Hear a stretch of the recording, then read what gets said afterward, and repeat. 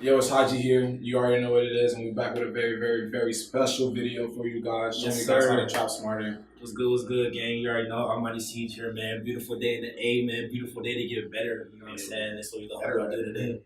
Cool, Type man. shit. We got some very special video for you guys today, Yes, and sir. in this video, we're gonna be showing you guys 5 ways to start a business in one day. Let's do it. 5 days, 5 things, one day. Start a 5 days, business. 1 day.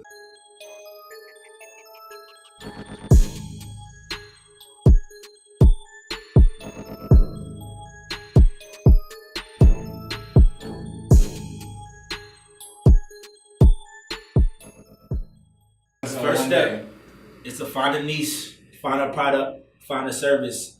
So find what you're selling, find specifically, what market you're going into before you even start having an idea of where you're going, where you're headed, who you're targeting. Boom. Boom. So niche. A lot of people don't understand what niche is. Niche is just a small group of people, right? A small group of people is not, 10 people. It's like maybe 10 million, because 10 million people is a small group of people, right? So you just gotta identify, who do you want to sell to? Do you want to sell to hipsters? Do you want to sell to businesses? Do you want to sell to young people? Do you want to sell to people over 65 plus? Do you want to sell to people that play soccer and that play soccer between the ages of 25 and 50, right? It's really important to understand who you want to sell to. So just understand yourself first. What niches are you a part of? What small groups and communities on the internet that you're a part of, and then this will easily help you identify your niche, right? And your niche also aligns with your passion. Like, you usually typically have a passion or a hobby for something, you know what I mean? But really, honestly, in this day and age, number one rule for finding a niche is you want to find a niche with money. You don't want to find a niche full of broke people, because you can't sell to broke people, right? Definitely. So you want to definitely find a niche with people that have bread to spend. And typically, one of the best niches that have bread to spend is business owners. Business owners are typically having bread, so you want to have a niche, a product, or a service that caters to other business owners. But like I said, the world is yours. What's your passion? What's your niche? So really, really write that down first of all, you guys. Make sure you guys get your notebooks out throughout this session. Write down, number one, what's your niche? Identify a very, very, very clear niche. Anything else you want to say like that? Number two, you gotta identify the problem that you're gonna solve for these people, for your niche. So you get your niche down. So what problem does your niche have, and what are you gonna do to solve it, right? Because people only pay you money when you solve their problem, right? So if your iPhone screen cracked, you got a problem. So you go somewhere and you give them money and he solves your problem. You need heat in your home, that's a problem. You go to the electric company, you give them money, and they solve your problem.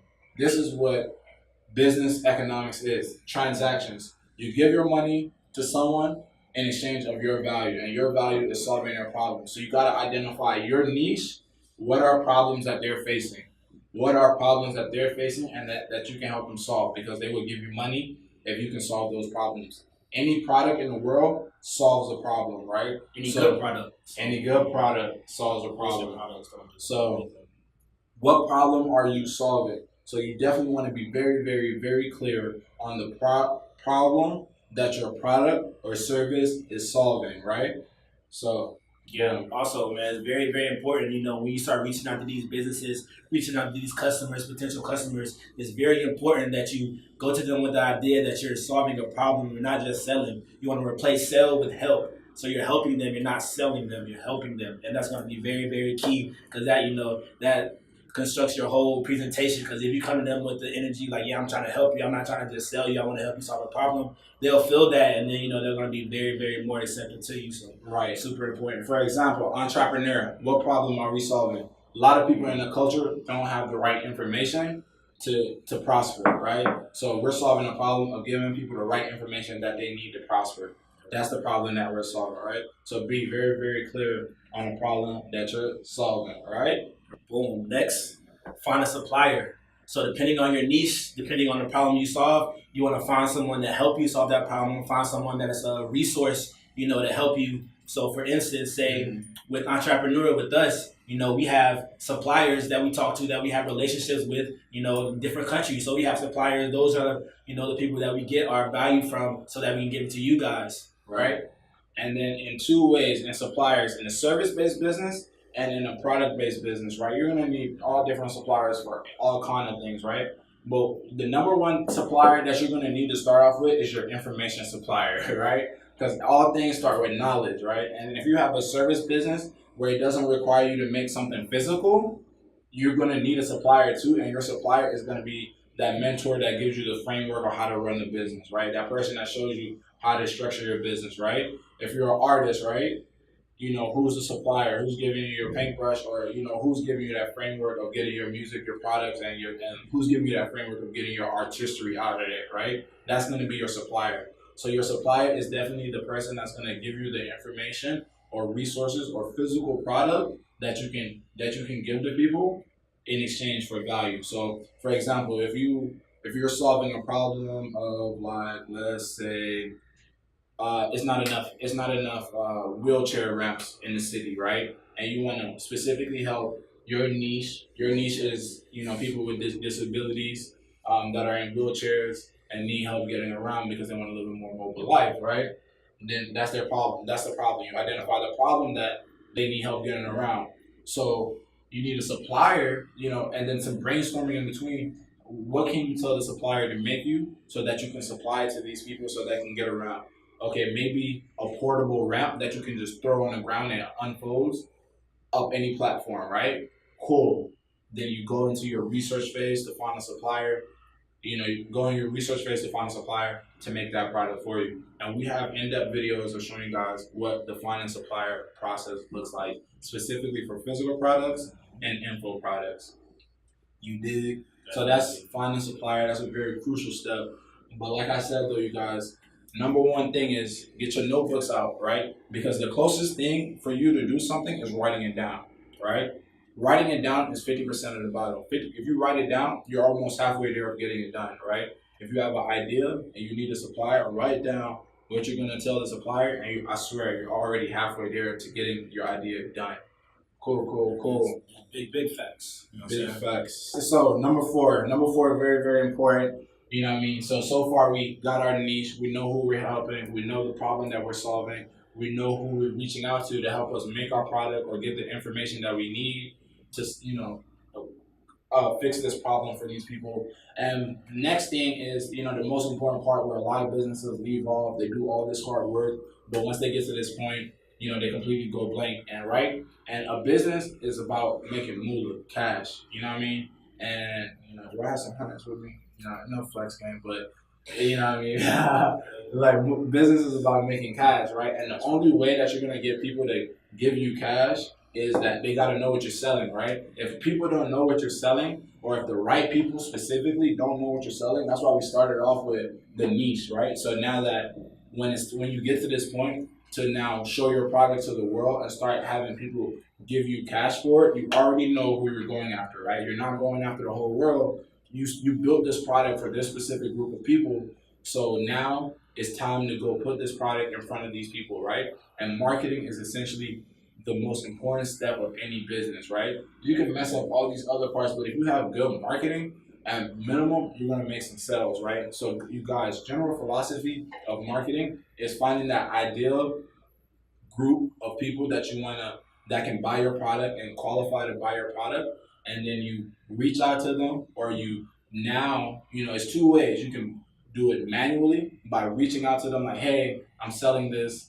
Do you want to buy it? Or you can use advertising. And advertising is it's easier than ever. You know, like little guys like us can now advertise. Before, Big guy, dog. you know, before you had to be like Coca-Cola to advertise, right? To get a billboard, to get you know, I'm not saying to get to get a billboard, to get TV commercials, right? But now you can have your own commercials, right? You can now literally go on Instagram and Facebook and be like, all right, I'm looking for where do all these, you know, people that need this product hang out, and then you can advertise and be right in front of them and show them your product, right? So marketing, definitely, you just need literally maybe a video of you explaining what your product is and the benefits that you're solving or the problem that you're solving for this niche, and then you literally record yourself, record a quick commercial, and then boom, you can use the power of social media and get it out to the world. Or literally, you can make a list of the people that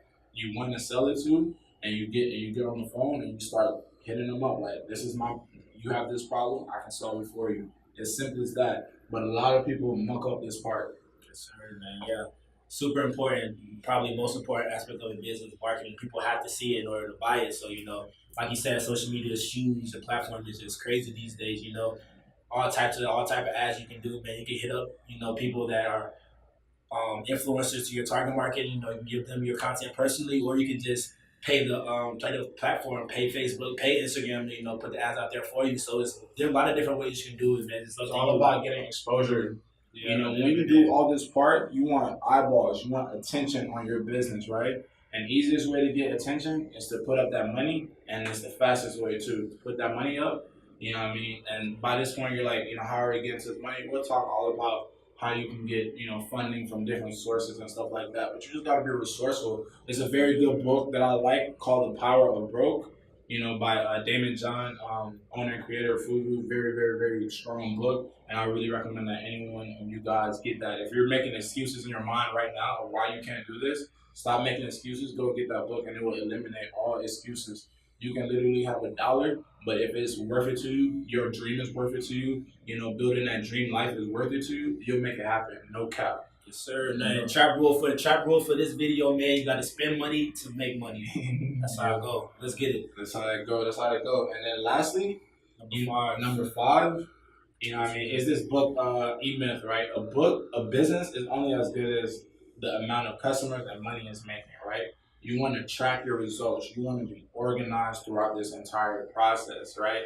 You want to put notebook, going back to the notebook, you want to track everything. You want to put that, okay, I've been through this process, right? This is not working, right? This is not working, right? You're going to keep going through shit that doesn't work until you find what works. And then when you find that one thing that works for you, you're set, literally, right? Literally. So it's all about tracking results and doing things and seeing if it works. But key word, just do it. Go out there and do it. You do it, you're gonna learn. As you learn, you track your results. You take these learning experiences and you continue to build off of it and grow. Right? No failure. A failure is only a failure if you don't learn from it. Right? But there's like a quote that says, "Fail fast." Right? Do shit, fail at it, learn from it, track your results. How are you going to get better? And then go out there and do it again. It's literally that easy, you guys. And then with that being said, Haji out, trap smarter. You know what it is. Yes, sir. Yeah, man. Track results, man. Track results. You gotta know what's working for you, what's not working for you. You know what's working, you keep doing it. You know what's not working, you can stop that shit right there. You know what I'm saying? So yeah, Almighty C job, man. I hope you guys got enough knowledge. Peace.